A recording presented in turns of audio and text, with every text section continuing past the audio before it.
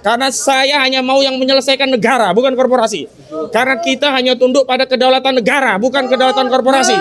Karena kita tidak pernah mau berdamai dengan perampas tanah rakyat. Saya yang belum biar saya ada teman. Baik. Bismillahirrahmanirrahim. Assalamualaikum warahmatullahi wabarakatuh. Waalaikumsalam. Pertama saya sampaikan puji syukur hadirat Allah Subhanahu wa taala, hari ini kita semua diberi kesehatan, diberi keselamatan, diberi banyak nikmat oleh Allah Subhanahu wa taala. Dan tentu saja saya ingin sampaikan kabar baik kepada seluruh masyarakat yang ada di Banten.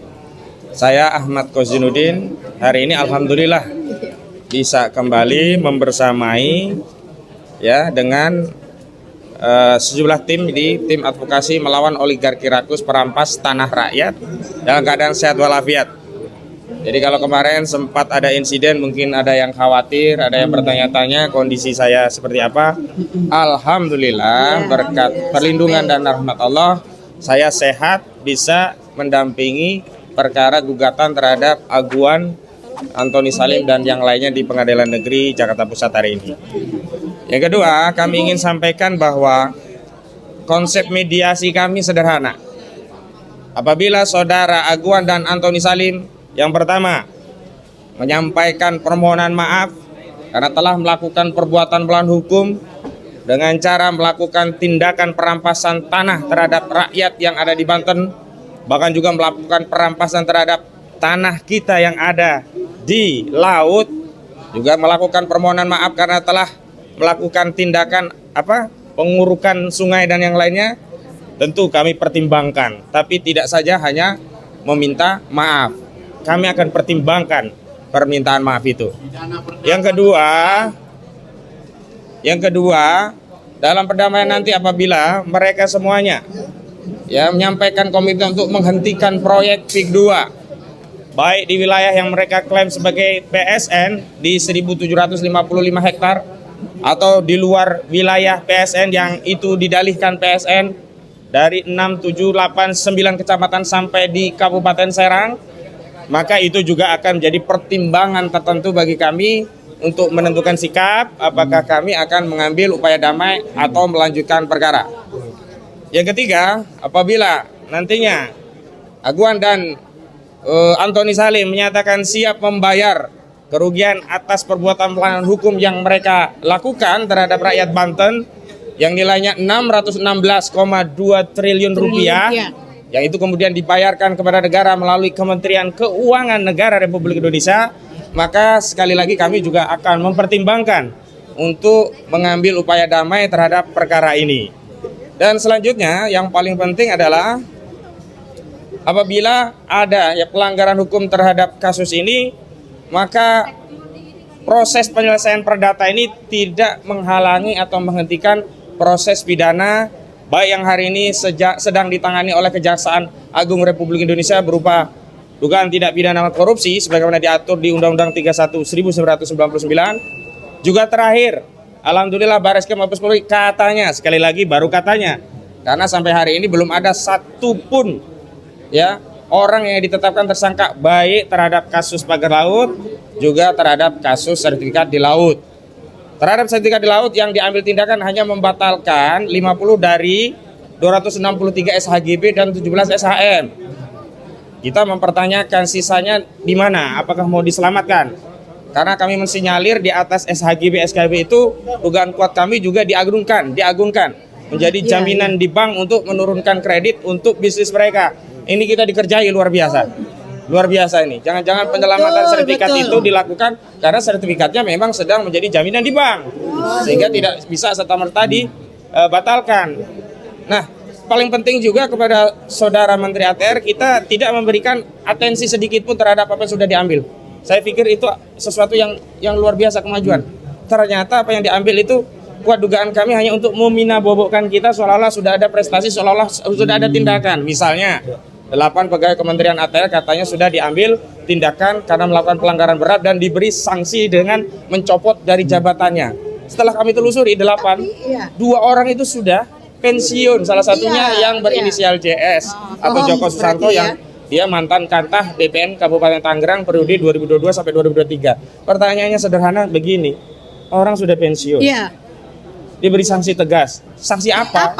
Yang kedua, dicopot dari jabatannya. Jabatan apa? Kemarin sempat nanya, apa nggak boleh keluar dari rumah? Apa nggak boleh ngomong cucu lagi? Saya ledekin, paling nggak boleh kawin lagi. Gitu. Sanksinya itu paling gitu. Jadi artinya ada permainan ya di BPN ini harus dibongkar semuanya. Kenapa? Sekali lagi, kalaupun sudah ada sanksi yang bersifat administratif, baik pemberian sanksi pelanggaran berat bahkan sampai dicopot jabatannya, dan tidak ada loh satupun yang dipecat dari status ASN. Jangan ada kebohongan lagi. Jadi kalau memang tegas berat harusnya dipecat, bukan hanya dicopot dari jabatannya. Nah, ini permainan lagi begitu ya. Jadi proses pengambilan sanksi administratif tidak menghalangi atau menghapus tanggung jawab pidana.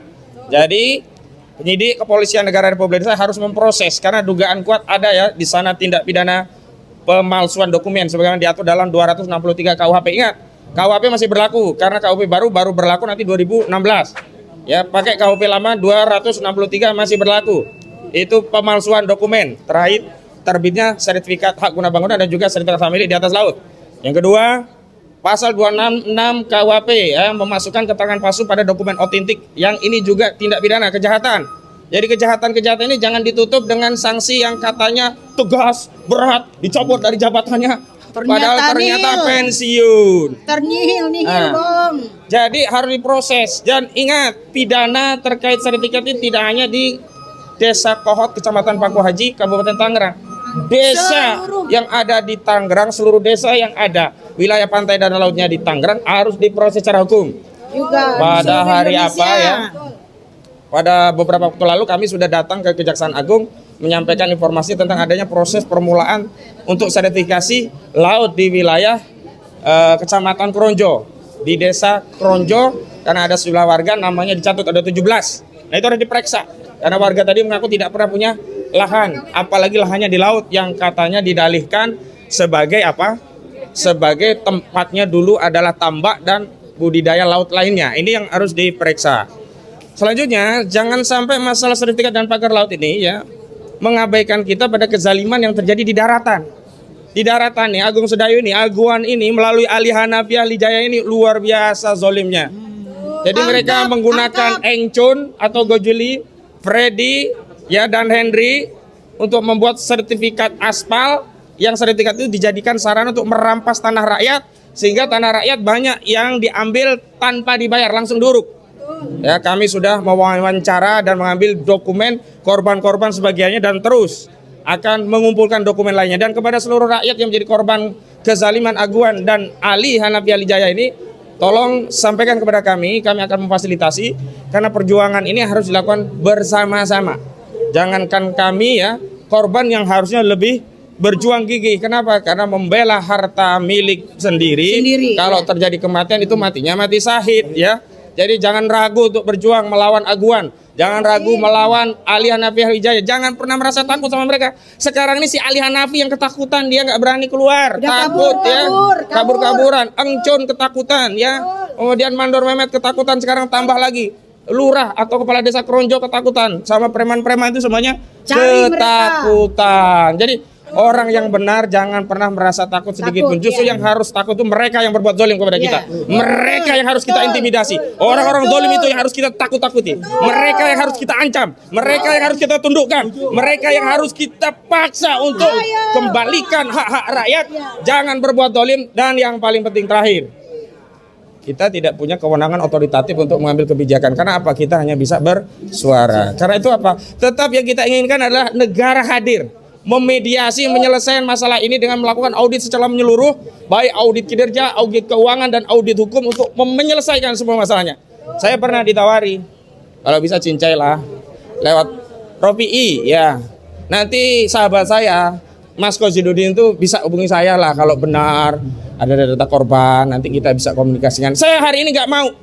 Karena saya hanya mau yang menyelesaikan negara, bukan korporasi. Karena kita hanya tunduk pada kedaulatan negara, bukan kedaulatan korporasi. Karena kita tidak pernah mau berdamai dengan perampas tanah rakyat. Kita tidak mau mengambil satu meja sekalipun sedetik pun dengan para perampas tanah rakyat. Kita tidak akan pernah mengambil kata damai meskipun hanya sedetik duduk bersama Aguan dan Antoni Salim. Takbir. Jadi sekali lagi saya peringatkan kepada oligarki-oligarki lainnya. Jika saudara tidak segera berbuat adil, mengikuti proses dan prosedur dalam berbisnis diri negara ini dengan betul, maka nasib saudara-saudara akan kami aguankan. Nasib saudara-saudara akan kami Antoni Salimkan. Takbir. Assalamualaikum warahmatullahi wabarakatuh. Hari ini saya bersama elemen Banten dan dari beberapa daerah lainnya.